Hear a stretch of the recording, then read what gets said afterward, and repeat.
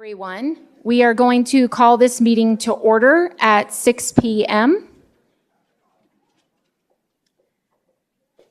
Just wanted to let everyone know President Sandoval is feeling under the weather and could not be here this evening.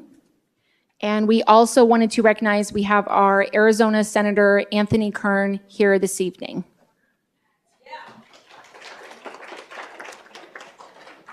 And I would like to start with the moment of silence, Pledge of Allegiance. Mrs. Contra, would you please lead us? Yes, Madam Clerk, thank you.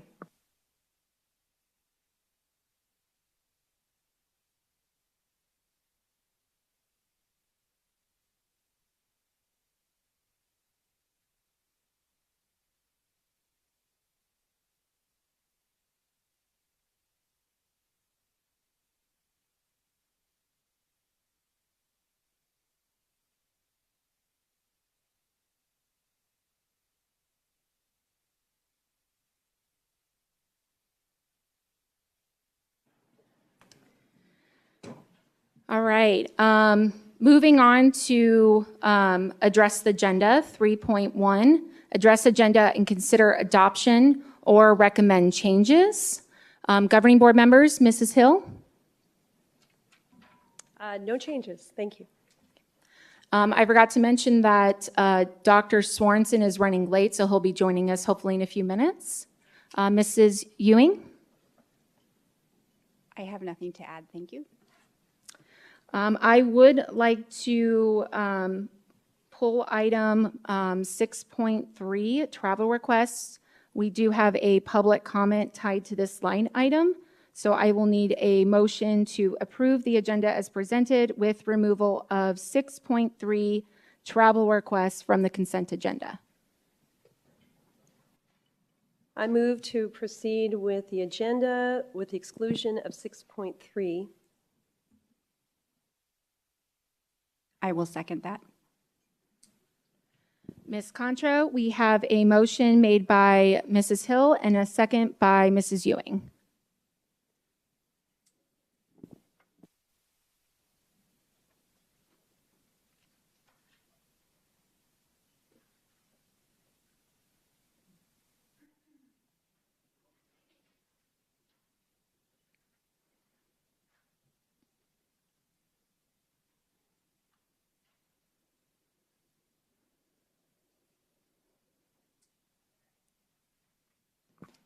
Madam Clerk, if I could just have a moment to edit the motion.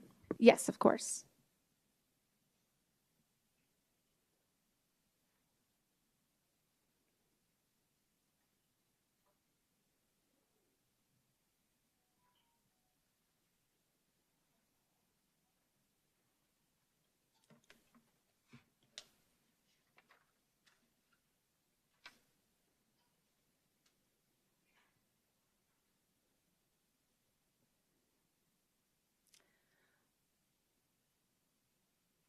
All right, board members, you may cast your votes.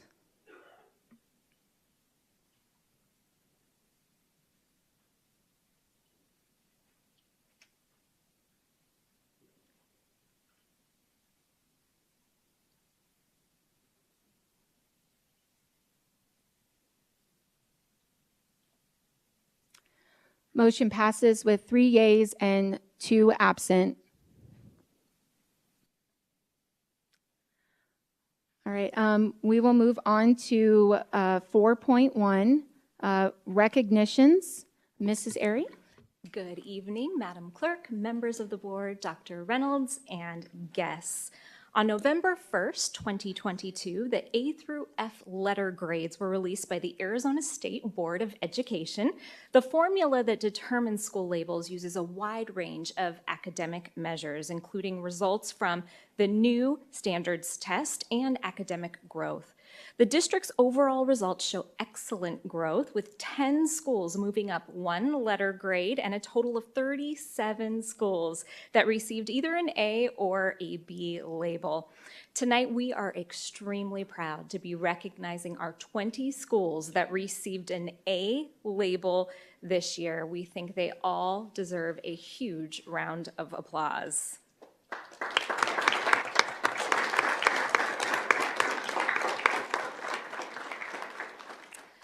And to assist us in properly recognizing them this evening, I'm going to ask Dr. Carter Davidson to come up in front of the dais. He's our Chief of Student Services.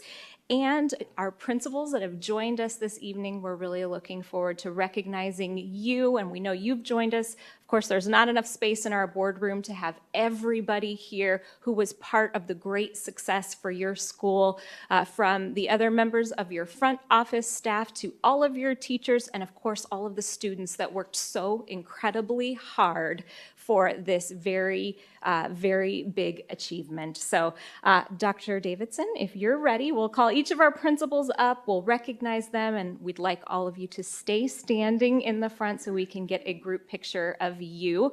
Before we start, of course, with A, I want to let everybody know if you're driving past any of these 20 schools, I hope you will soon look up and see a huge banner on the outside of their school sharing this achievement, of course, with their entire community. So we will begin this evening with Mr. Darren Schoolcraft from Apache Elementary School.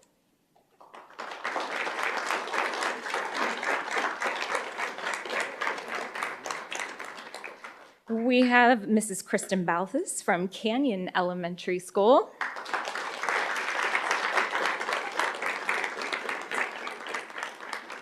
Mr. Scott Hollabaugh from Centennial High School.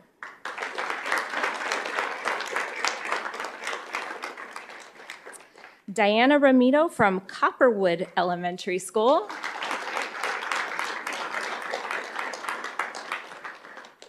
Julie Abbott from Coyote Hills Elementary School.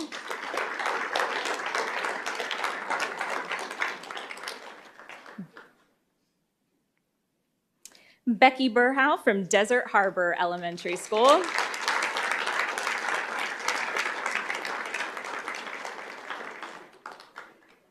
Aaron Gonzalez from Desert Valley Elementary School.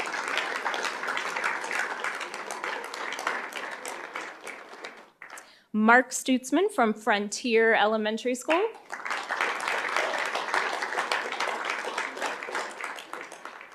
Russ Dunham from Ironwood High School.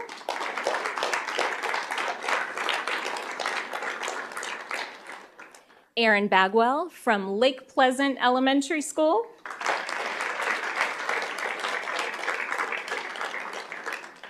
Katie Riddiper, the assistant principal representing Liberty High School.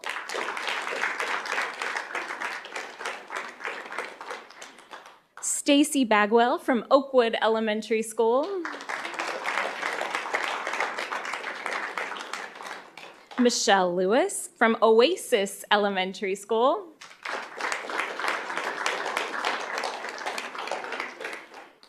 Eric Stone from Park Ridge Elementary School.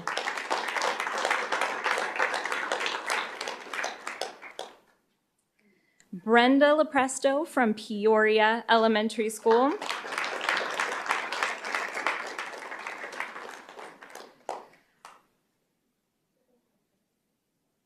Landa Tartaglio from Peoria High School.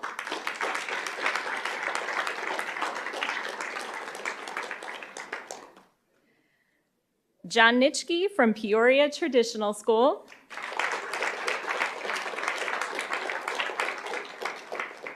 Vance Setka from Sunrise Mountain High School.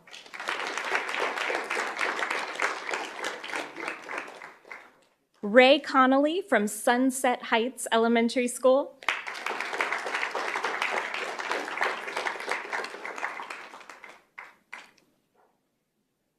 And Megan Bennett from Vistancia Elementary School.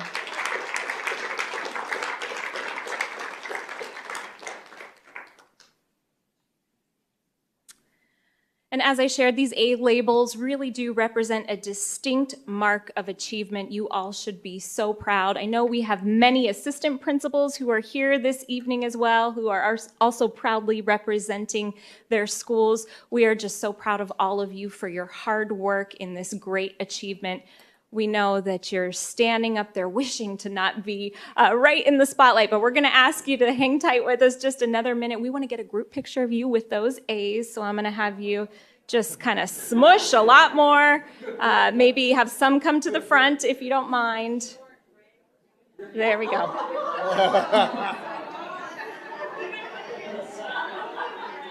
We have a couple more volunteers for the front.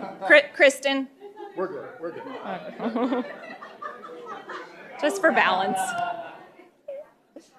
Ready, everybody? Katie, we got to see that. Yeah, there you go. Awesome. Thank you. And another big round of applause for all of our schools.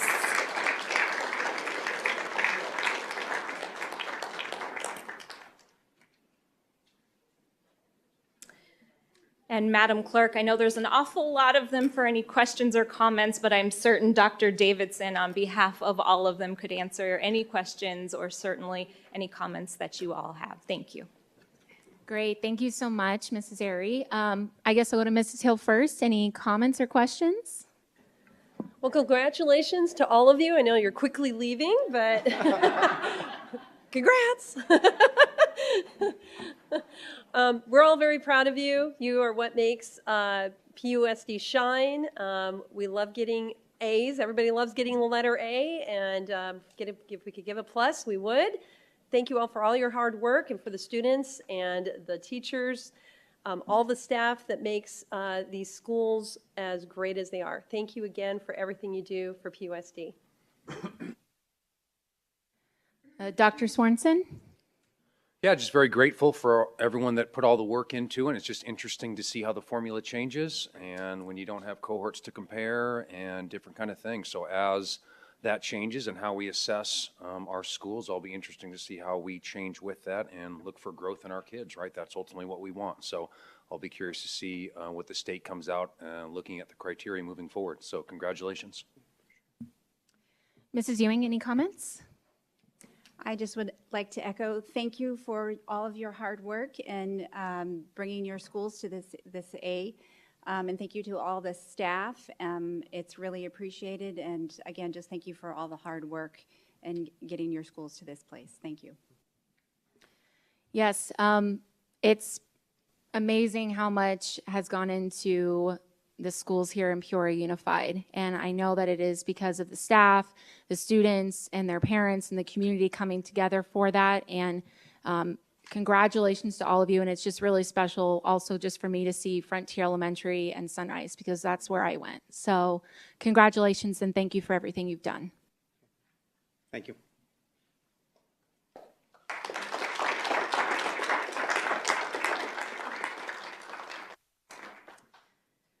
All right, we will move on to 4.2, board comments. Mrs. Hill, any comments this evening? No comments at this time. Thank you. Dr. Swanson, any comments? No, ma'am. Mrs. Ewing, any comments? I just would like to wish Liberty High School boys soccer good luck tonight because I'm missing the game. So girls too, are they playing? Yes, girls too. Thank you. I just wanted to give a big congratulations to this past weekend. We had our Sunrise Mountain The Palm, they won second place. Jazz won third. Fifth won all-girls stunt. Liberty, the hip-hop team, became champions. Cactus High School got third Palm, and Centennial got first all-girls stunt, seventh Palm, seventh cheer, and Ironwood got seventh all-girls stunt. So I just wanted to give big congratulations to all those students and their coaches and all of the support from their family.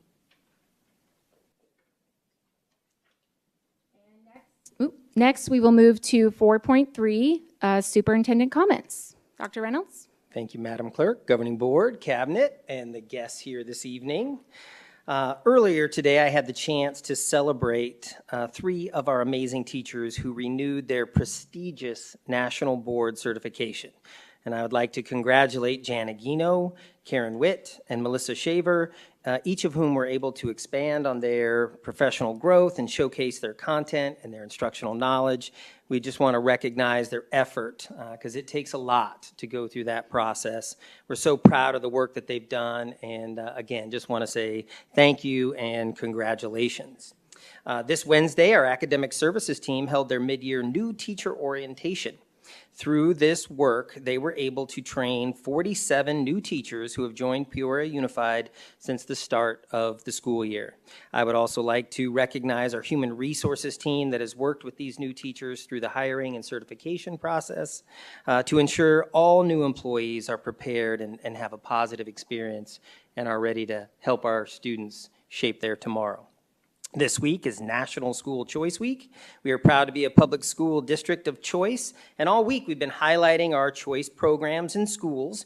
I'd like to take a moment to recognize the signature programs we have: Apache Gifted Academy, Copperwood Center for Differentiated Instruction, eCampus Virtual K-12 School, Foothills Fine Arts Academy, Ironwood's International Baccalaureate Program, our Peoria Flex Academy, Santa Fe's Language Immersion, the Met, Professional Academy, Peoria Traditional School, the Heritage STEAM School, and University High at Sunrise Mountain High School. Cactus High School's automotive class was recently highlighted in the Arizona Republic.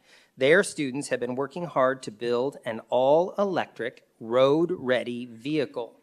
Through this CTE program, which is Career and Technical Education, they are getting real-world experience and are preparing to be successful in the automotive industry. We look forward to hearing more about this impressive project as they continue working on it through the rest of the school year.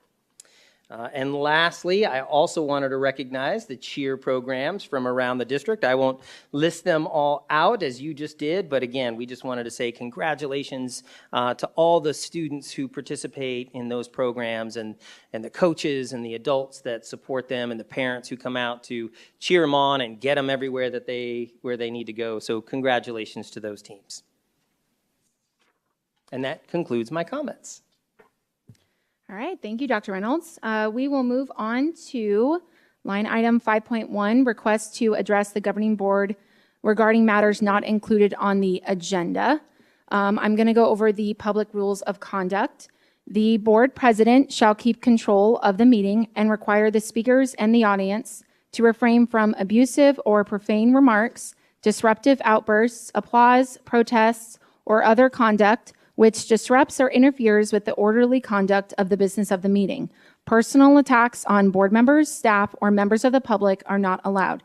It is inappropriate to utilize a public hearing, the public comment segment, or any other agenda items for the purpose of making political speeches. Engaging in such conduct and failing to cease such conduct upon request of the presiding officer will be grounds for ending a speaker's time at the podium or for the removal of any disruptive person from the meeting room at the direction of the board. You will have 3 minutes, and we will set the time for 30 minutes for public comment. And so the first public comment comes from Susan Helwig. I don't want to mispronounce that. Welcome. Hello, everybody. I'm not comfortable speaking in public, but feel compelled to do so today because I'm a grandmother to 2 young children who attend an elementary school in Peoria School District. I'm here because I got a message that there was going to be an executive meeting about Title IX, and I know it's been canceled, but I still want to speak. I'm shocked and dismayed that the second meeting in 2023 seems to have thrown transparency out the window, just continuing the distrust of your parents. It is my belief that girls' bathrooms should be for girls only. We have all heard of the horrific story of 2 girls sexually molested by a gender-confused boy in Virginia. It's your job as elected board members to keep all of our students safe. I believe your decision to allow boys and girls' bathrooms should be heavily weighted in favor for 99% of your student population. Please keep our girls safe. Girls are born with XX chromosomes, boys XY. Confusions and feelings on how you identify does not change that. My suggestion is to add XX and XY to respective bathrooms to eliminate this confusion. And if you choose to go against logical, sensible people think and bond to the hyped up, illogical ideas being pushed on Americans, then please repurpose the boys' bathrooms for girls and boys with these confused identities. Why? Because boys were blessed with the anatomy that requires less time to use the bathroom, and all my life I've waited in line to use public facilities. Thank you.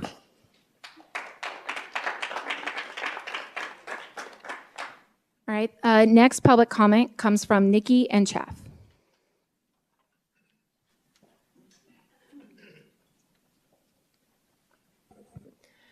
Good evening, board members, staff, and community. My name is Nikki Enchaff. I'm commenting again about the Peoria Unified School District district-wide practice that permits boys to use girls' restrooms, locker rooms, and showers.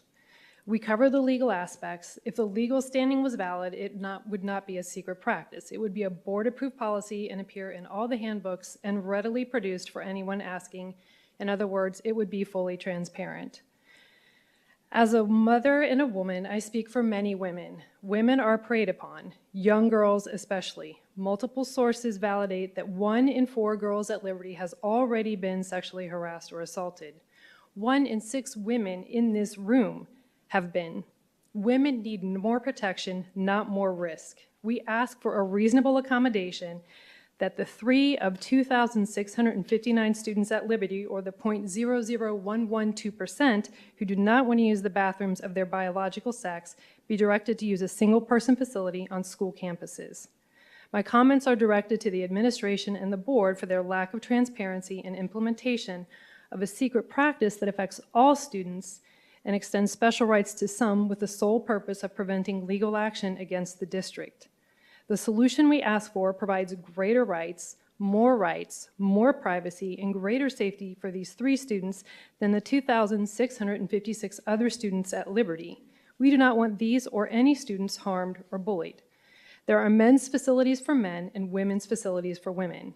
These individuals ask for special rights, the rights to use the restroom of their choice. And you've given boys access to all bathrooms on all campuses. By doing that, you increase the odds that girls will become a statistic. At Liberty, you chose to expose 1,300 girls in an unmonitored bathroom while they will be in various states of undress to placate 2 boys. Those boys have the boys' bathrooms, and now they have the girls. You tell parents that our daughters must deal with it or go somewhere else. Dr. Reynolds, you told me if my daughter was uncomfortable using the girls' bathroom because boys are in there with her, she should go somewhere else. Where can she go? This is a closed campus and she's a minor. I don't know where else to tell her to go, and I would say to you the answer is no, I will not tell her that. I will tell you to do your job and make a reasonable accommodation. Thank you.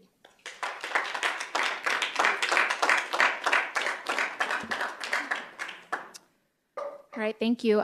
Next public comment comes from Hector Harmillo. I don't want to mispronounce, sorry.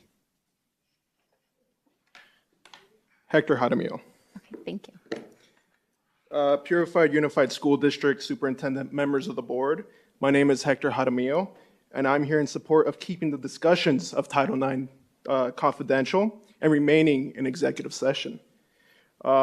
Because we need to protect the identities and rights of everyone involved, especially those that come from LGBTQIA communities. This should remain confidential because it involves the lives and identities of these children and their parents. So when regarding legal advice and things that could lead to lawsuits, you want to keep that private. Also, I support and applaud the trainings to the National School of Social Work Conference. Their values resonate with our community. I stand firmly with PUSD and your mission to make sure to protect all students regardless of their identity. It's essential that we especially protect the rights, privacy, dignity, and mental health of LGBTQIA+ students. Trans students are even more vulnerable to attacks and mental health because of the climate we live in. Students of the LGBTQIA community have higher rates of bullying, self-harm, and suicide. So please, let's respect the rights and dignity of these students. Thank you.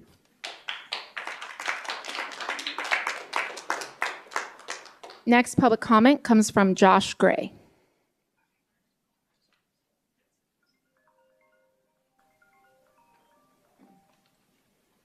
All right, thank you.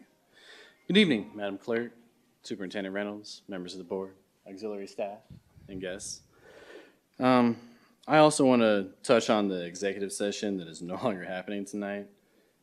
I was recently forced to obtain legal services because of what my lawyer referred to as performative litigation, and I'm very grateful that our conversations were held in private. The board meeting with their attorneys should be no different. The board needs to know what legal options they have, and that will not happen in a public setting. There's no lawyer that's going to advise you publicly. It's a liability issue, so that's that.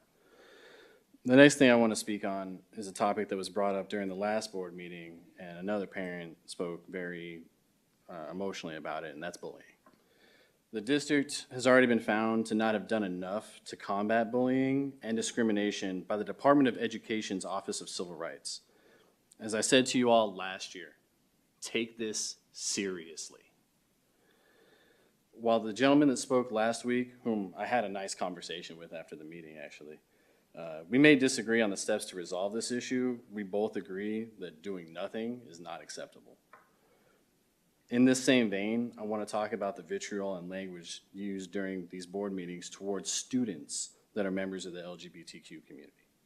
I understand that for some this is a confusing subject. I mean, it was for me first. I didn't quite get all the spectrums of gender and everything. I mean, a member of this board was even so confused they testified that asking someone their pronouns is the same as asking their sexuality. It's not. The language being tossed around in board meetings really appears to be rooted in fear. I've yet to see evidence of a cisgender student being attacked in a restroom by a trans student in this district. The rhetoric around the whole bathroom conversation is really reminiscent to me of bigotry that was directed towards LGBTQ community in the early 90s towards gay and lesbian people. And frankly, I really find this disturbing that this is even a conversation. Times are changing, and in light of this, the board needs to keep an open mind, not a closed one. Thank you.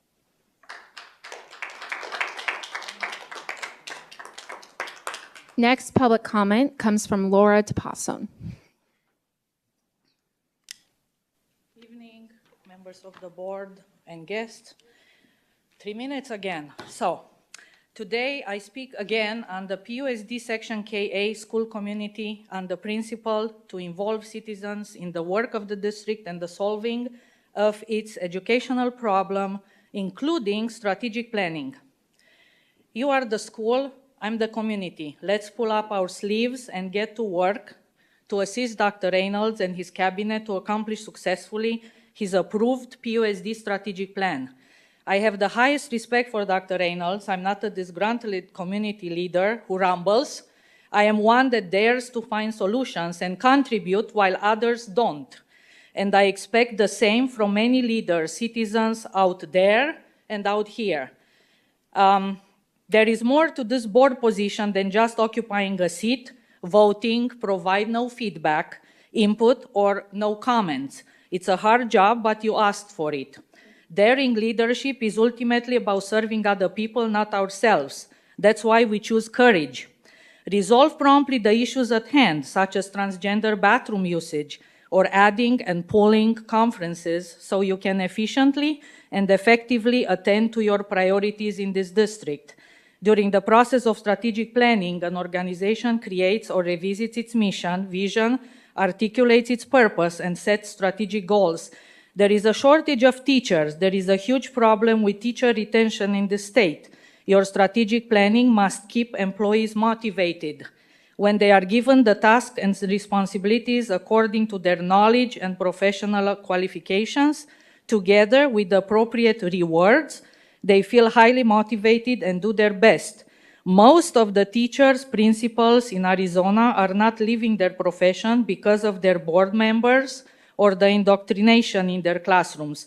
They leave because of the society, and I don't have enough time today to elaborate on that, but soon there will be more chiefs, as in operation, human resources, than Indians if your students leave to charters, or even if they stay. You will have no qualified teachers to teach them. There will be no teachers to teach every student in your mission statement every day, but a bank of substitutes, some not even qualified, without any bachelor's degrees in any field, but teaching. With no teachers, no students, why work hard to strategize? Strategize how to keep them all. That's the priority. As for bathroom usage, based on my research and facts from other districts, there is a special care plan, special needs plan, gender-based accommodation plan to assist reasonable accommodation. It is a well-defined plan. They don't give it all to one or two and take from the rest. After all, they cannot expect 300 girls to line up at the nurses' stations Miss to Laura? trigger yet another Laura? shortages, nurses. Time's up. Thank you. Thank you. Thank you. Next public comment comes from Jody Brackett.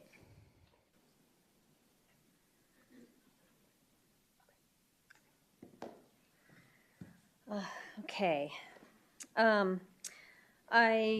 We would like the textbook advisory committee to be recorded and transparent. This is what I'm asking. We should have access to that. And about the curriculum being viewed out there for this year, this is so far what we have, or what have been found. We didn't care for this part of this in this book, biology.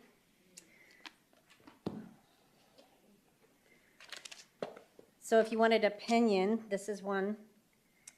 In a biochemical, physiological, and anatomical features associated with males and females are turning out to more complex than previously realized. With many genes involved in their development, we now know that sex is not a binary state with just two defined outcomes because of the complexity of the genes and proteins involved in sex determination. Many variations exist. Some individuals are born with intermediate sexual intersex, in parentheses, characteristics, or even with anatomical features that do not match an individual's sense of their own gender, in parentheses, transgender individuals. Sex determination is an active area of research that should yield a more sophisticated understanding in years to come. In module, we discussed the role that the environment plays in determining many characters. Among some animals, environment can even determine sex. For some species of reptiles and temperature, and this leads to some people to worry that the global climate change might affect the makeup of turtle populations, such as temperature-dependent sex determination is an extreme example of the environment affecting the phenotype of an individual. So in other words, they're trying to lead to the impression that because of the climate change could determine gender in the individuals. Then there's transgender communication. Why are we talking about transgender in our biology textbooks? So I would say would not like this biology book. That was my comment. Thank you.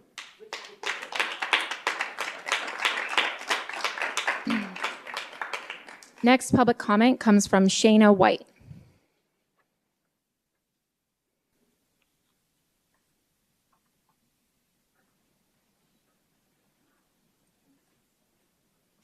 Hello. My husband and I grew up going to school in the district, and I now have 2 young girls who are just entering in. I must speak up for them and speak out against knowingly allowing biological males to use the same restrooms that my daughters and everyone else's daughters would also. My girls won't be put in a situation that potentially could be unsafe for them. Girls should feel safe and free to use their restrooms without the fear of a biological male invading their space. From my experience, this district has done a great job creating a safe learning environment for all kids, and I really hope that doesn't change. I also want to encourage you to have your meeting about the Title IX publicly. Thank you.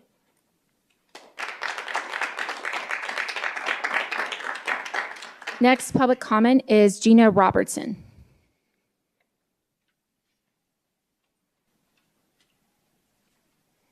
Good evening, Superintendent Reynolds and board members. My name is Gina Robertson. I have been a proud PUSD parent for 16 years, and I have been a proud PUSD employee for 13 years. When I got hired on in the district, one of the things that was provided to me was an employee handbook. I decided to try and find and see if there was one for board members. I wasn't able to find one. So what I did was I went through policy and other district materials to pull out what I think should be in an employee board member handbook.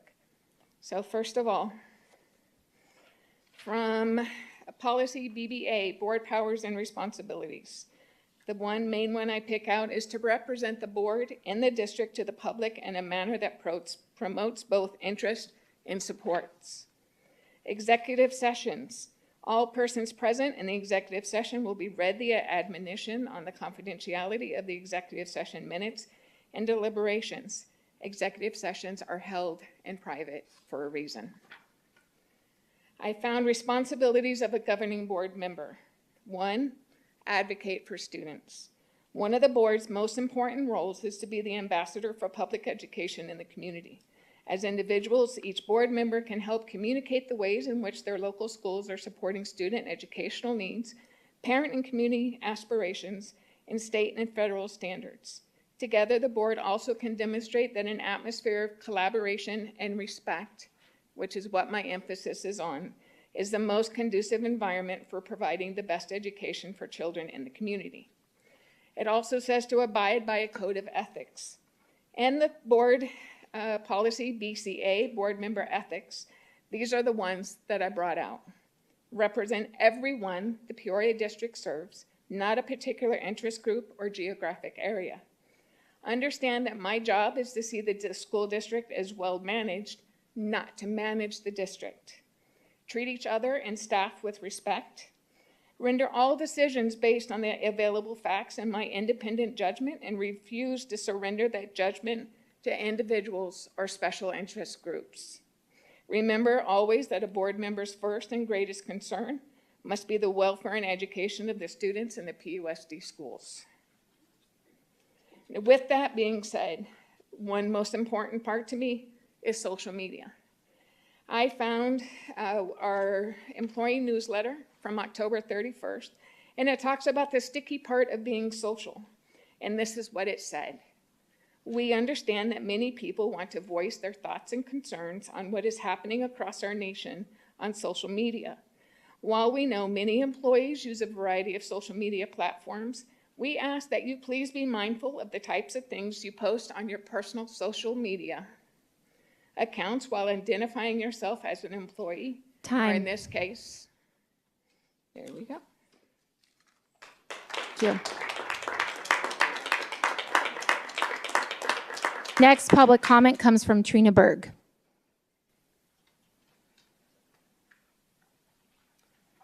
Good evening, Madam Clerk, members of the board, cabinet, Superintendent Dr. Reynolds.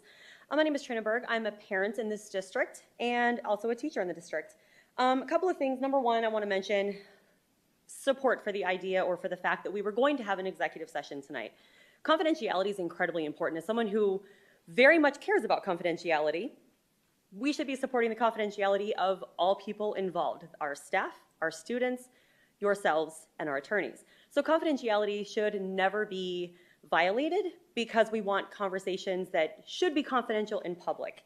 The confidentiality exists for a reason, and as much as I and other people don't like their personal stuff put out there on social media, we shouldn't be having those conversations in public. So I'm going to support that executive session when it does happen.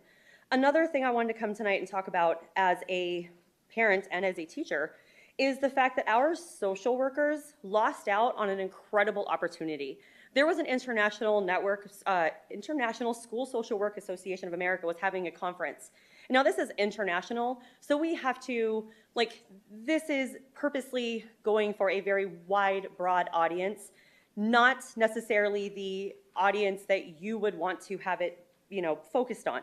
But I was looking at these sessions, and I know how conferences work. I've been to a couple. You pick and choose what sessions you're going to go to, and your sessions are generally meant to increase whatever it is you're doing. And for us, it's our mission and our vision to support every student every day, prepared to shape tomorrow. Sorry, you would think I would know that by now. But I was looking at all these because I know that you were very upset about some of the sessions, and I was looking. The very first one I read. Improving school connectedness to increase attendance. I can tell you as a teacher, this is a massive issue right now with attendance. So the fact that our social workers missed out on an opportunity to have a session to talk specifically about that is kind of irritating. Another one, addressing DSM-5 disorders in school. That's a massive issue. It's something we need to know. An evidence approach to hope in school settings. I can tell you that that's an issue for some of our kids. Practical tools and interventions for supporting students contending with anxiety. I have heard public comment by many people talking about how their students were struggling in school and dealing with mental health issues. This would have been a really great opportunity for our social workers, who then could have brought it back to our other social workers and then to us. Understanding and improving emotional and behavioral regulation skills in children. Oh my goodness. I don't have time to do that by myself, even though that's what I did in this district for 10 years. Mental health triage after a crisis event, continuing the conversation and leading equitable suicide prevention in schools. You had many public comments talking about that. Tiers of evidence and online databases to find the best interventions for students. Ethical decision-making in the digital era. That's massive. Social work and McKinney-Vento, utilizing our skills to support vulnerable students and families. What we don't know about teen suicide, lessons learned from the pandemic challenges. Thank you.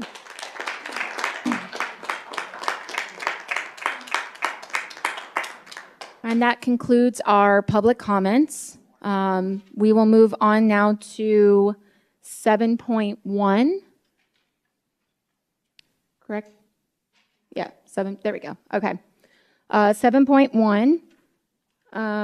I would like to motion to actually approve all the travel requests except for number 1 and 2 for more discussion. I will second. Madam Clerk, I believe, did we have a public comment on this? Yes. Let me see. The public comment says number 2 on here for travel, line item 2, travel. Were we going to hear the public comment before the vote?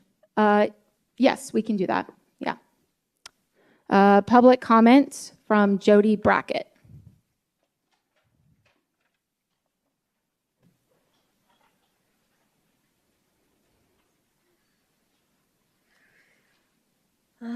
Okay, so first of all, why are we paying staff to go on these trips for $2,000 per person? We do not have any details on this conference that is on the line in the item number 2.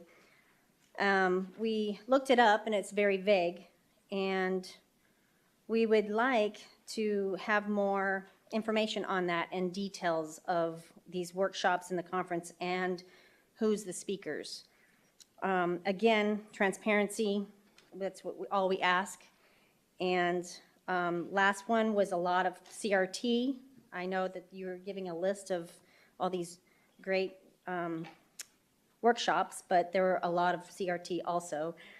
So it is good to know everything about what workshops they're going to, and that we should know where they're going and what they're teaching and who's speaking, and so they can go back to the children in a good information. Thank you.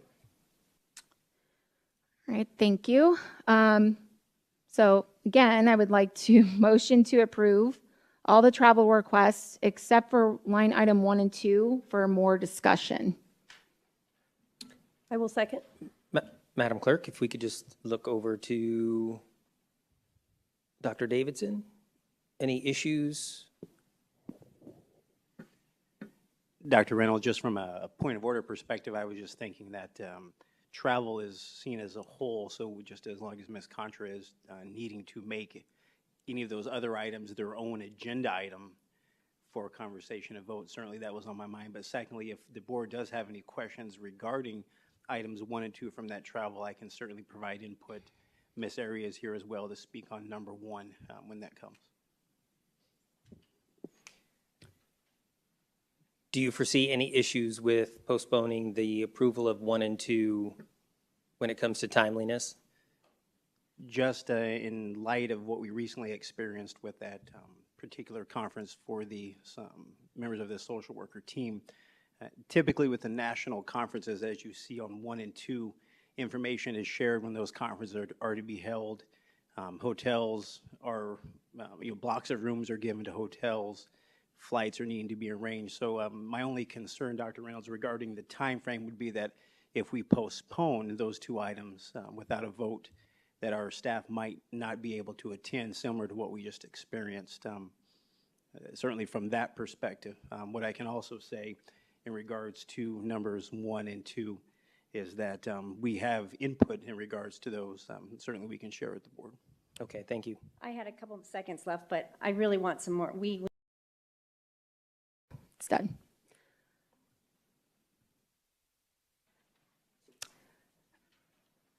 Okay, well, I just wanted to point out for staff travel for 1 and 2, it just seems like we are spending a lot of money on staff travel, and we need to be really concerned of our budgeting with this. And that's my only concern is, this first travel is estimated expenses $2,600 to be paid using M&O funds. And there's not a lot of information on number 2. Looking at the conference website, there's no description on the website of who's the workshops, who's going to be speaking at the workshops. It doesn't give a description. And we need to start having some transparency with where we're sending our staff to, what does it look like, and having that information brought back to us so that we know where our tax dollars is going to, and that the community and the parents know what is our staff being trained on, and having it brought back to, not only us, but to the community. So that's my only concern with those 2. I don't know if Ms. Hill, I'll let the other board members speak. I'm kind of going to echo the same thing. After reviewing the information with regard to the travel, we're looking at an aggregate expenditure issue that's coming up and it's still not resolved. Spending money we just don't have, I don't think is a very wise decision, on top of which we're actually pulling teachers out of the classroom midweek, possibly all the way up to Monday of the following week for one of the particular conferences. And we do have a shortage of teachers. So that means we're obviously going to have to pull teachers from other places to cover basically their shift. I just don't think it's the right time. I really don't. I don't think financially it's a good idea. I don't think that it's a good idea to take teachers out of the classroom at this time, because that's where we really need them at this moment. If it was a conference that we could possibly do in-state, that makes a lot more sense to me. We wouldn't have to pay for hotels, transportation, meals, all kinds of things. We could save quite a bit of money. And I do know that some conferences do come to Arizona. So at this moment, I just think it's a bad decision financially for us. Dr. Swanson? I definitely support transparency. And our job as governing board members is to supervise the superintendent. And if the superintendent needs to implement more accountability in what sessions teachers go to, I support that. But if we expect our students to learn, we have to support our professionals to learn. And to say that you can't go to any conferences because there may be some sessions that don't align with our vision, then it's up to our superintendent and our leaders to develop accountability on that. But to say that out-of-state travel is fiscally irresponsible when that learning that they may gain will give us a high return on investment, that's not fiscal irresponsibility, right? So if we're going to model learning and being learners, I support our teachers going to conferences to learn, to bring that back. And if teachers are going to sessions that don't align with our vision, or leaders are, and they're implementing things that aren't aligned with our vision, then they should be held accountable. So I totally support that. And if we need to increase, some of these things are outside of our control. We can't, these conferences they put together, we can't control when they put their agenda. We can't control when they publish their sessions. That's out of our control. So if there are things within our control that we can do to increase accountability, increase transparency, I'm all for that. But I am not for just throwing everything out and saying no learning, no conferences, only local. I just think that's narrow-minded. So those are my comments. Mrs. Ewing? Well, if you look at our missions and our values, our strategic reset plan, all of that includes professional development, making sure that our staff are using the most modern, innovative techniques. Part of that is getting professional development and learning. So I am in support of this. I would like to be able to ask Mrs. Myers, since she's finance, we have the funds for this. Where is the funding for this coming from? Is she here? Oh, she's not here. So, no, is there somebody else who's going to answer that? Yes, we allocate resources for professional learning. Right. So we have, so I guess that was my point. We have a bucket of money that's specifically set aside for professional development and learning. And so we set this aside to help develop our staff, which in turn leads to higher student achievement. And so we should be investing in them. So I support this, and I support professional development. Thank you.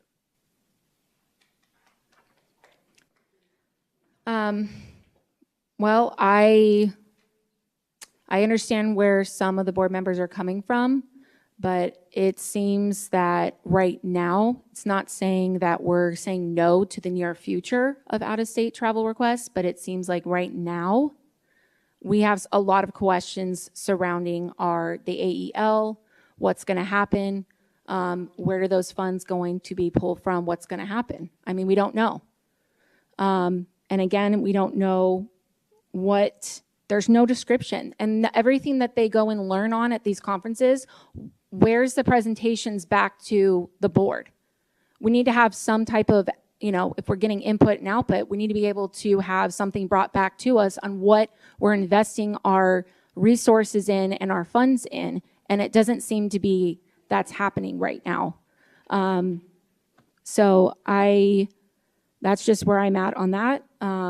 So if anybody would like to motion. There's a motion on the table, first of all. But secondly, might I suggest that as a board in a upcoming study session, we have an opportunity to talk about travel and suggest some ideas on how we can make that more transparent, meet the needs of all involved. So that would be an excellent study session opportunity. I want to be clear that with the motion on the table, it is, we are potentially jeopardizing all the travel within that item. And so I just want to make sure that the board is aware that would potentially jeopardize all the travel in this item. All right, I guess we'll go to boards, cast your vote. Could I ask one question? So are you saying if we approve the motion on the table that like Cactus High School robotics team may not be able to go, Centennial High School choir and theater may not be able to go on their travel if we approve the motion on the table right now? If we approve the motion on the table right now, Ms. Contra, you've got the motion. It would exclude 1 and 2 Yes, sir. and approve the rest. Yes, sir. So we have a modality to do that. You do. Copy. Thank you.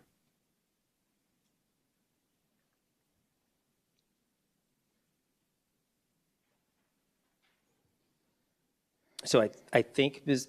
Contra, do you want to read the motion so that the board? Yes, sir. Motion to approve the travel request without travel line items. Number 1, the NSPRA conference, and number 2, the ASCD conference.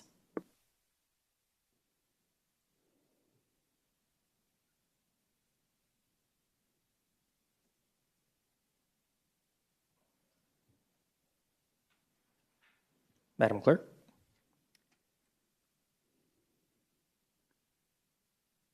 Board members, go ahead and cast your vote.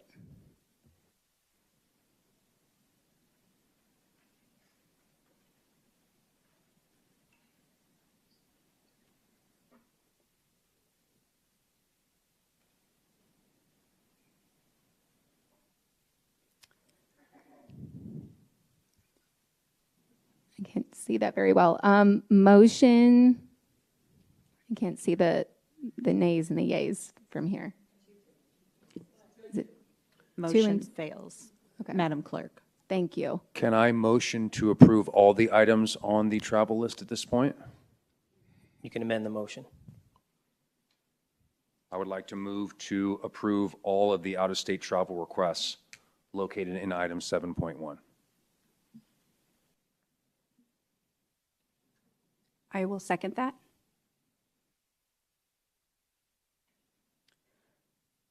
So we have a motion to approve all items on the travel request by Dr. Swanson and a second by Mrs. Ewing. Board members, cast your votes.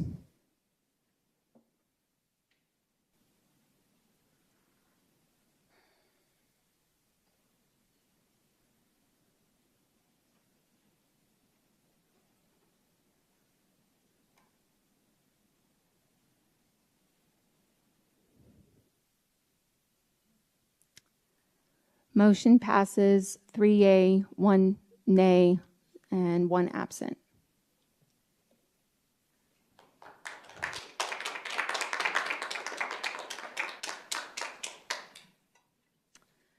All right, next we will move to action items number 8, 8.1. Discussion and consideration of approval of contract language for administrative, certified teachers, certified non-teaching professionals, and support staff for the 2023-2024 school year. Dr. Reynolds? Thank you, Madam Clerk, Governing Board, Cabinet, and guests. I'd like to, well, she's already here. Welcome Ms. Vesley to the podium to present our contract language for next school year. Thank you. Good evening, Madam Clerk, members of the board, Dr. Reynolds, Cabinet, and guests. This evening, I'm bringing forward contract language for the 23-24 school year. This is probably one of the busiest times before we get into our hiring season for human resources. This is the time when we are starting our staffing and reconciliation process with all of our schools. And within the next week, we will start to embark on reconciliation meetings with every school and every department. So we'll be having about 60 meetings that Mr. Cooley will be handling. From that point, after reconciliation and staffing, we move into building contracts. And in order to build contracts and visions, we need to approve our contract language for the 23-24 school year. Our contracts that are presented tonight were reviewed and revised by our legal counsel, and they do that every year for us. The work that we're doing will drive our contracts and will drive us being able to start to implement and build the contracts within Visions, because we do electronic contracts for all of our employees. So the first contract that we have up tonight, there were some minor changes in the administrative contract. You'll see it in yellow. And the minor change here was that we had some language that was pursuant to Arizona Revised Statute 15537, which was removed. And it was removed because that language was in relation to teacher improvement plans, which did not have anything to do with our administrative contracts. So it was at the advice of our legal counsel that we removed the language about improvement plans that are really specifically more geared towards our certified teachers. If we scroll down towards the last page, the other change in this contract is the very last paragraph. Thank you. This contract is subject to cancellation pursuant to ARS 38-511. This statement was added because it must be in every contract. The law requires that this content be in our contracts. We inadvertently left it out, and so it was the recommendation of legal counsel to make sure that that statement is added in. When we look at the other contracts, our certified contract language, our classified exempt, and our classified LORAs, or letters of reasonable assurance, there were no changes, no major changes. And in our non-professional teaching contract, our non-professional contract, that is for our related service providers, and our psychologist contract, the only changes that we added was, again, that last sentence in the last paragraph about contracts being subject to cancellation. Other than that, there were no other major recommendations or revisions from legal counsel. So at this time, it is my ask and our ask that the board approve our recommended contract language for the 23-24 school year as presented. Thank you, Mrs. Vesley. I'll go to board comments. Mrs. Hill? No comments. Thank you. Dr. Sorensen? This comment may not be aligned to this exactly, so if I get off, you can redirect me. Is that March 10th date accurate, or is that just an example with our contract language, or is that the date that we expect to put contracts in the hands of our employees? Thank you for that question, Madam Clerk, Dr. Sorensen. It is our hope that the work we're doing right now within the next 3 weeks will enable us to be able to bring our rehire list to the board, the first board meeting in March. And will our employees know the compensation rate? I know Ms. Myers is working with our compensation team and committee. Do we anticipate our employees knowing what their rate will be when they get their contracts? Madam Clerk, Dr. Sorensen, members of the board, because of the aggregate expenditure limit still being discussed within our State Department, the budget team is not going to be able to bring recommendations to the governing board until after it'll probably be end of April, much like we have done in the past. Now, we know 2 years ago, our work was to start our budget team meetings earlier. We have done that in both this year and last year. We did start the meetings in December. It was our goal to be able to bring recommended changes or raises in salary compensation to the board in February, but at this time, due to the uncertainty of where we are and the aggregate expenditure limit, we will need to be pushing that back. Okay, thank you. And just on the yellow highlight, I was under the impression that every employee was just an employee of the district. When you look at the administrative salary language, I thought that was already in existence. Is that because we would move administrators annually sometimes, right? And they're employees of the district. So is that something, just a practice we have, but it wasn't the language, and we just want to make sure that it is in that language? Is that correct? Madam Clerk, Dr. Sorensen, members of the board, that particular language has always been there. There was a sentence that was removed that was in relation to the teacher contract. So that language was there last year, but one sentence was removed. Copy. Thank you. Absolutely. Mrs. Hill, any questions or comments? Or, sorry, Mrs. Ewing. No comments, thank you. Okay, I have no comments as well, so thank you, Mrs. Vesley. I will need a motion to approve the contract language for administrative certified teachers, certified non-teaching professionals, and support staff for the 2023-2024 school year. I move to approve 8.1 as written. I will second that. Ms. Concha, we have a motion by Mrs. Hill and a second by Mrs. Ewing. Board members, go ahead and cast your votes.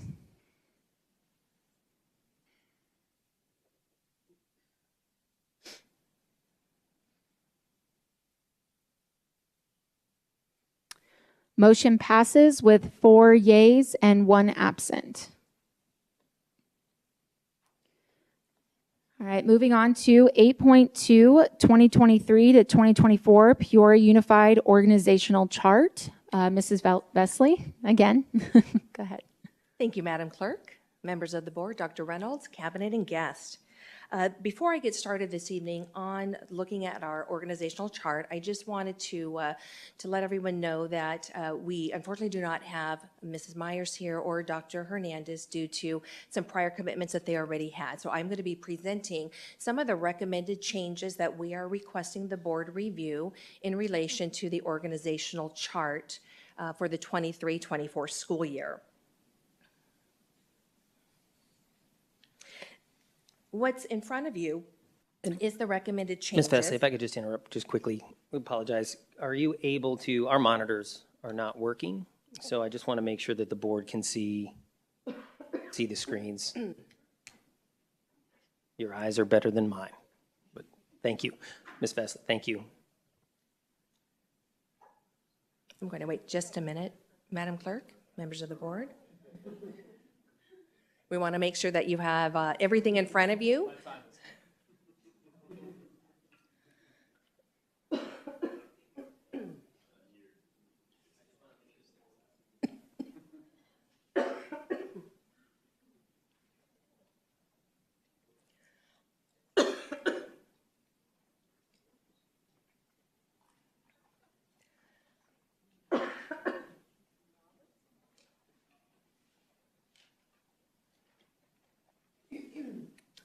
Excuse me. And of course, during the most important time, I do have a little bit of a coughing fit going on, so I apologize.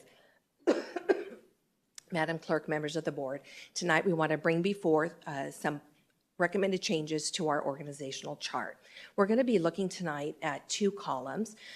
We're going to be looking at our Chief Financial Office column, as well as our Chief Academic Support Office column.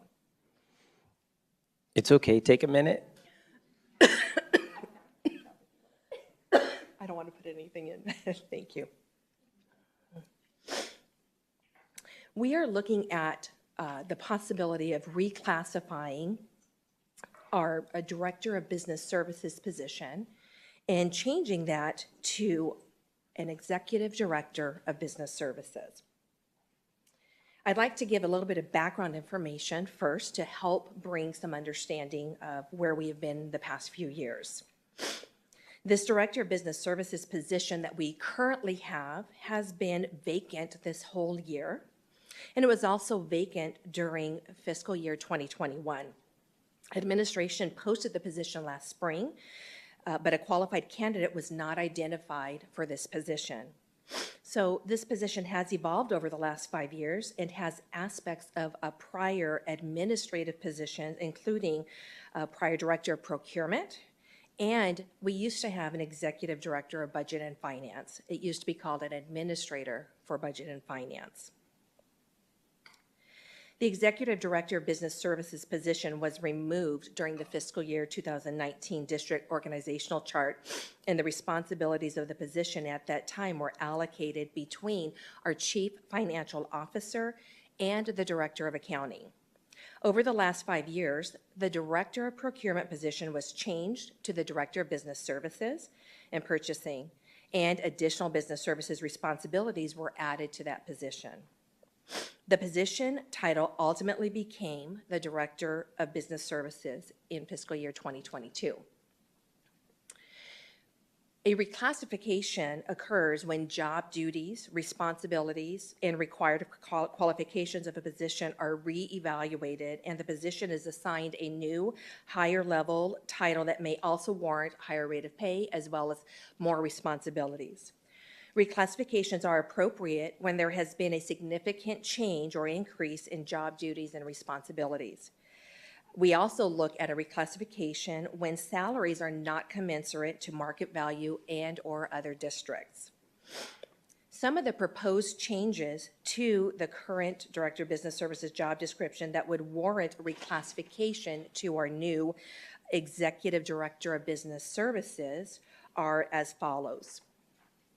In conjunction with the Chief Financial Officer, develops and implements an efficient and effective budget process to address both academic and operational priorities in conjunction with the district's strategic plan, manages the annual development process from initiation through adoption, supervises the development, analysis, and monitoring of all budget allocations, supervises the district's grants programs from a financial perspective, assists program directors for federal, state, and private grant with application, budget development, compliance requirements, and financial reporting. Operationally supervises the internal and external audit compliance function, approves annual audit plan in alignment with external auditing requirements, and coordinates with district departments and schools to effectively implement our audit recommendations. This position would also coordinate implementation of support components for program governance, project reviews, communications, and staff training. Identifies priority areas for process review and annual training for enhanced support of department and school stakeholders. Coordinates department activities related to the preparation of the annual financial report and related documents for governing board approval each year. This new position would require a master's degree in business, accounting, technology, or related field preferred. We would also look for an individual that may hold a CPA or a comparable designation preferred. During fiscal 2023, supervision of the accounts payable and fixed asset activities moved to the Director of Accounting. The Executive Director of Business Services will provide professional support in these areas, but will not directly supervise these departments. This proposed reclassification of the Director of Business Services position is not a new administrator position. The estimated salary increase of this reclassification would be approximately $15,000. That includes our benefits.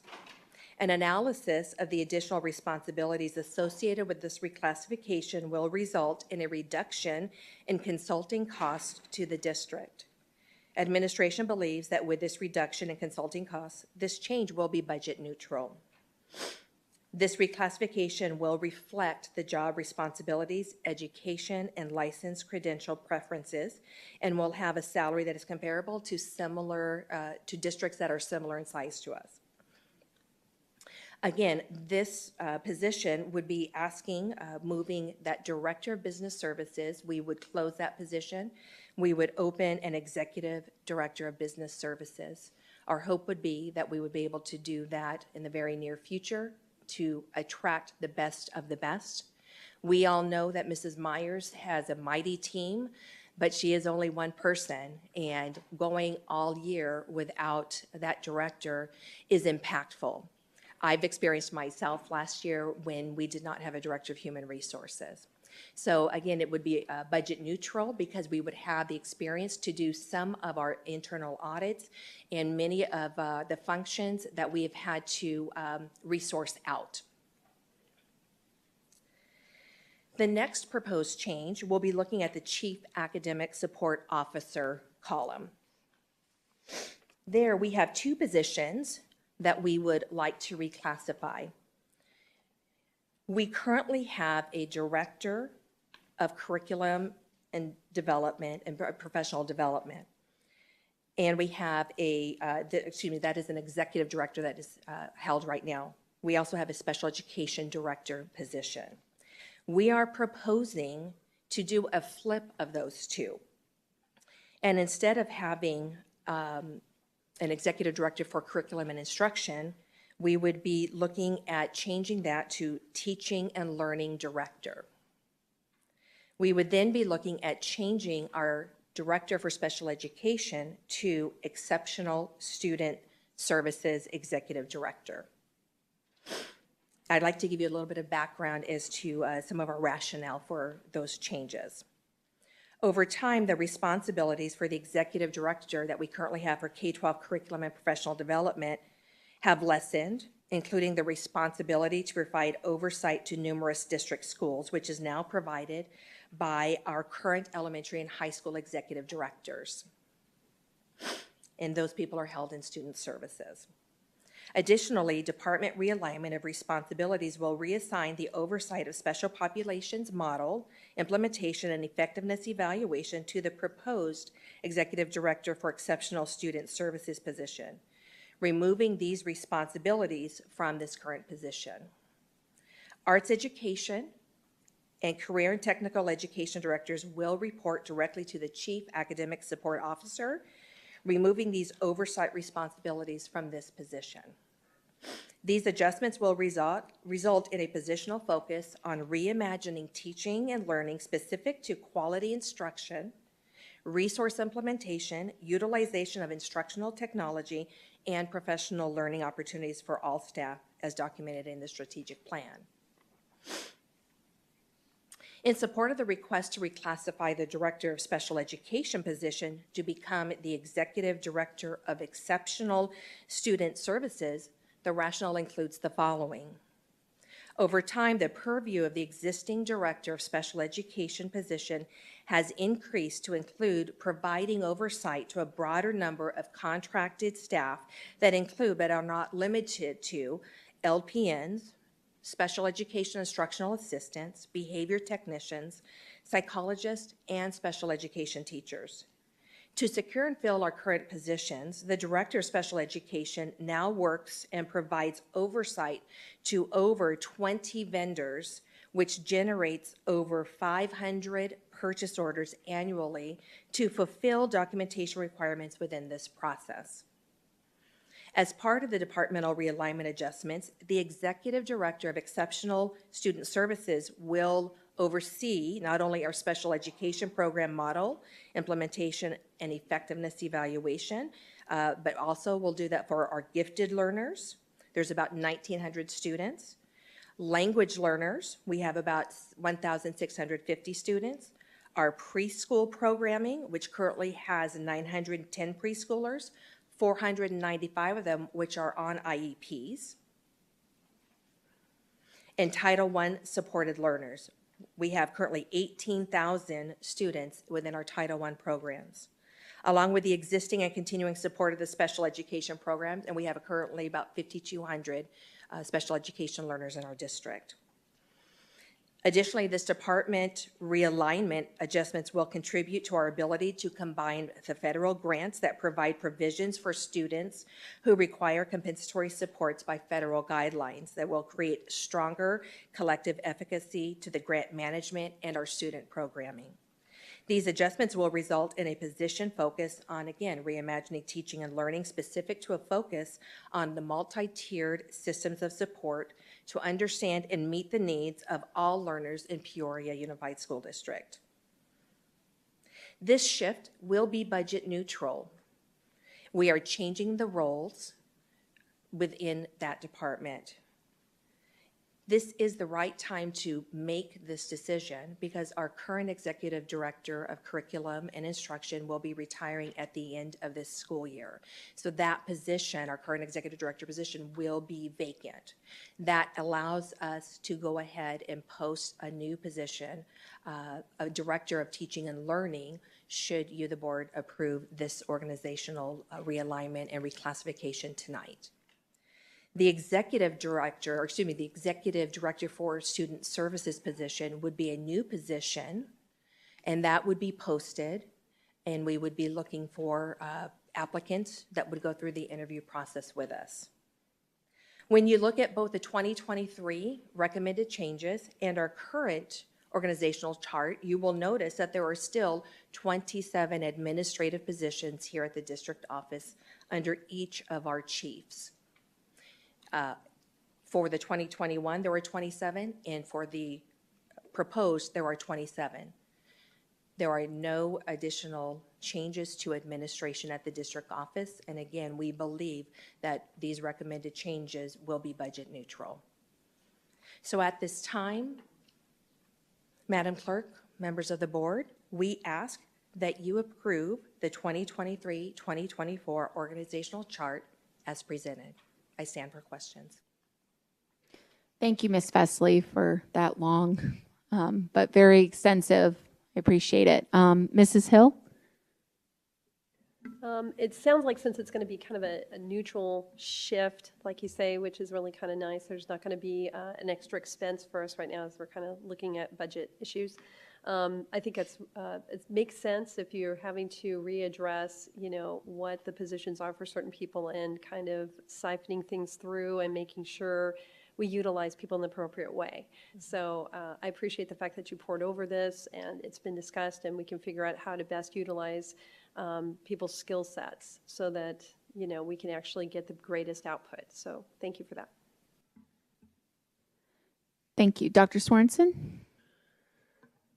Yeah, I support the change in the Chief Academic Support Officer. I don't think the Executive Director of Curriculum and Professional Development should have been overseeing schools because that's not their professional responsibility. That's the responsibility of the executive directors. Personally, I have some concerns with some of the human capital in there, but that's not my job to manage. If we have a position that's been vacant for a significant amount of time and we're not attracting the best, then I think we need to increase that pay scale to be competitive. And I have no hard data to support what I'm going to say, but anecdotally, when I was in this district, my concern is retaining people. And that department has had a significant amount of turnover. So I hope, and this is my charge to Dr. Reynolds, which he knows how I feel, we need to make sure we have leaders and not managers in those positions to develop capacity and make sure people want to stay. Because quality of work life and ensuring we're supporting people and building people also has a significant factor of retention and not just salary. And that's all I have to say. Thank you. Thank you. Mrs. Ewing? I don't have any questions. Thank you. I don't have any either, but thank you for the presentation. All right, well, I will need a motion to approve the 2023-2024 Peoria Unified Organizational Chart. I move to approve 8.2, the 2023-2024 Peoria Unified Organizational Chart. And I will second. Ms. Contra, we have a motion made by Mrs. Hill and a second by myself. Board members, go ahead and cast your vote.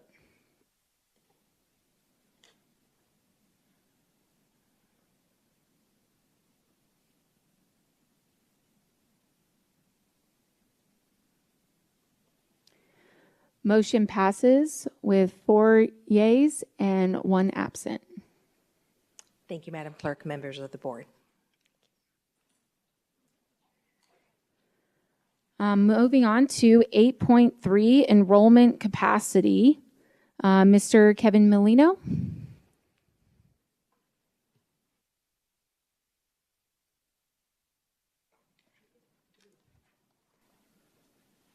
Madam Clerk, members of the governing board, Dr. Reynolds, cabinet, and guests. Administration is bringing forward the yearly recommendation for schools with excess capacity and schools to be closed for open enrollment as prescribed by governing board policy JFB open enrollment.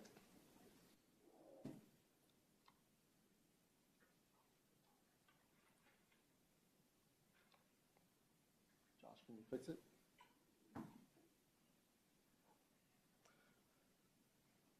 The open enrollment policy requires that the district determine on a yearly basis which schools have excess capacity. The policy gives us guidance for the open enrollment process for the 2023-2024 school year. The board's decision tonight and direction will only impact the 23-24 school year open enrollment excess capacity. There are select groups of students that are given enrollment preference and reserved capacity.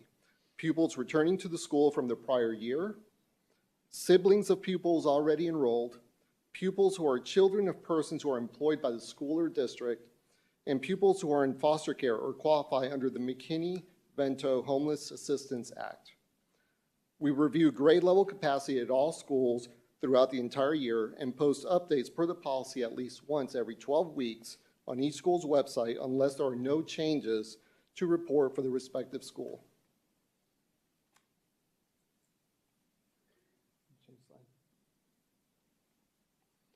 Capacity at all schools was determined by the facility utilization and capacity assessments that were completed in 2020.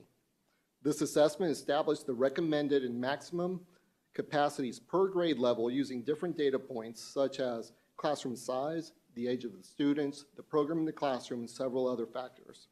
The recommended capacity is approximately 90% of the maximum determined capacity, and the average maximum capacity is 32 per classroom. The capacity also fluctuates based on the program. For example, a preschool classroom or a self-contained special education classroom have lower recommended capacity than a regular education classroom. We continue to have 3 schools that are exceeding the recommended capacities and nearing or passing the maximum capacity: Lake Pleasant and Sunset Heights Elementary Schools and Liberty High School. The blue column shows last week's enrollment in each school, and the yellow column shows this year and next year's demographic study projections. The green column shows the maximum and recommended capacities. The current enrollment numbers include preschool and community preschool for Lake Pleasant and the Coop preschool for Liberty High School. And the reason we include, especially, for example, the Coop preschool in Liberty, that program, and since it has less kids per classroom, it affects the overall capacity of the school. Next slide, Josh. Administration recommends that the governing board accept the stated capacities and determine that all schools have excess capacity for the 2023-24 school year except Lake Pleasant and Sunset Heights Elementary Schools and Liberty High School. The 3 impacted schools that have no excess capacity will continue to be closed for open enrollment except for the students who meet the listed criteria which I covered earlier in the presentation. Through the open enrollment annual renewal process, our intent is to keep the student cohorts together. At this time, administration stands for any questions and comments. Thank you. I appreciate that. Mrs. Hill, any questions or comments? I actually just think this is a good idea. I know that those 3 schools are, at or over capacity right now, and so I think it's very smart that we cap it with obviously some exceptions that can be made. That makes perfect sense. It's already more than they're already higher than they need to be, and that usually impacts the ability for these children to learn in the classroom setting when there are so many kids and they don't get a good ratio between the teacher and the student. So I think this is a very good idea, and hopefully we can fix this problem in a better way in the future and provide the services and the facilities that they need. Thank you. Dr. Sorensen, any comments? Yeah, I mean, I'm going to support this. It's just a shame that we have to do it, and it's ultimately not going to solve the problem that we have because all the development in the Northwest, their home school is going to be these schools. So it's a good short-term gap. I appreciate the exceptions that we put in there so people stay together, but this is challenging, right, moving forward. And you did a great job presenting information when we had our board retreat, so I really appreciate it. But yeah, this is concerning. We want to welcome all kids. But it's soon to be everyone's homeschool up there in the Northwest. So thank you for the information. Mrs. Ewing, any questions or comments? I know that Liberty High School, that's where my son goes, and my daughter went. I know that they've been having really challenges up there. I appreciate all of this information. I know they're working to try to put in some creative ways to help manage that. And it is unfortunate that we have to do this, and we do need to come up with another solution, but I support what you guys are asking for. So thank you. Thank you for the presentation. Yes, thank you so much. I'm pretty much in agreement that this is going to be a challenge to figure out what we can do, looking at our options. So thank you for the presentation.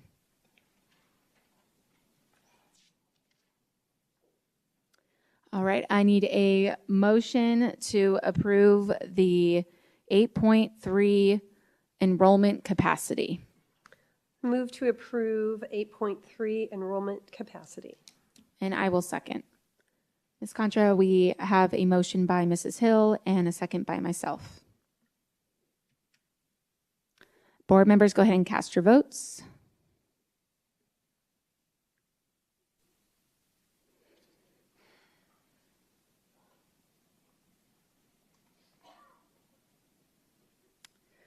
Motion passes with 4 yeas and 1 absent. All right, next we're moving on to the discussion items. 9.1, first read of policy section JFABDA. Dr. Davidson. All right, thank you, Madam Clerk, members of the board, guest and superintendent and cabinet as well. Tonight I bring to you first read of a proposed change to policy JFABDA. In general, and certainly it's up for review, what we have found according to the law, barriers are being removed for some of our students, in particular those in foster care and or connected to McKinney-Vento. And just a few things to share that the law has really wanted to emphasize is that foster care is a collaboration between schools, child welfare agencies, and the Department of Education. This policy further dictates some conversation that we need to have internally, meaning we need to have one representative responsible to support students who are going through that process, but also making certain that the Department of Education knows who that person is. We do have someone already designated and currently working on behalf of our over 200 students in working through homelessness in the McKinney-Vento Act. So just wanted to bring this to the board for first read and certainly answer any questions you may have.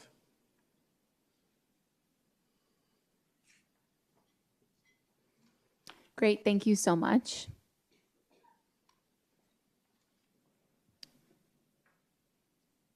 Questions? Oh, questions, Mrs. Hill? No questions, thank you. Dr. Swarnson, any comments or questions? No, ma'am. Mrs. Ewing, any comments or questions? No, thank you. Okay, and I have none at this time. Thank you. Thank you, Ms. Rooks. All right, moving on to informational reports. 10.1, report on upcoming meetings and events. Madam Clerk, nothing to add to the report as posted this evening. Thank you. Great, thank you. 10.2, legislative, state, and local updates. Ms. Myers is absent. Dr. Reynolds, do we have any updates? No updates this evening, other than we're still waiting to hear the outcome of the aggregate expenditure limit. All right, thank you. 10.3 is the budget, facilities, planning, and construction report, available right there. We have 10.4 district budget report for the month of November 2022, available to review. 11.1, board member opportunity to readdress agenda items. Would anybody like to readjust anything? Okay. Moving on to 11.2, request for agenda items for future governing board meetings. Mrs. Hill? None at this time. Okay. Dr. Sorensen? No, ma'am. Okay. Mrs. Ewing? No, thank you. Right. So I did want to, I guess, bring up having discussion at the next agenda meeting surrounding kind of disciplinary. What's our, what is the update on it, the process on it, and in relation to student discipline and kind of the situation with drugs on campuses right now that's happening. So, Can I ask a clarifying question? yes. So when you're talking about our process for student behavior, and are you just specifically around the drug topic? That's one topic I think that we need to look at, but I think we also need to look at the student discipline behaviors as a whole at every single school to see what's going on. So you're looking for like a data review Yeah. of those. Yeah, and then just like a discussion on our disciplinary that we have right now in the district. I think I got it. Okay. I'll second that. Ms. Contra, did you get all of that? Motion second? Yes, Madam Clerk, thank you. All right, thank you. So I need a motion to adjourn this meeting at 7:34 p.m. I will move to adjourn. I will second. So Ms. Contra, we have a motion by Mrs. Hill and a second by myself. Board members, go ahead and cast your votes.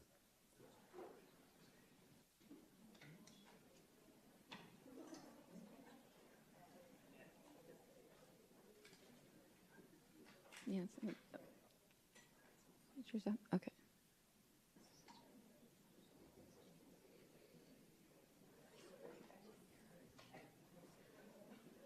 Motion passes with 4 yay and 1 absent. Thank you, everybody. Have a good evening.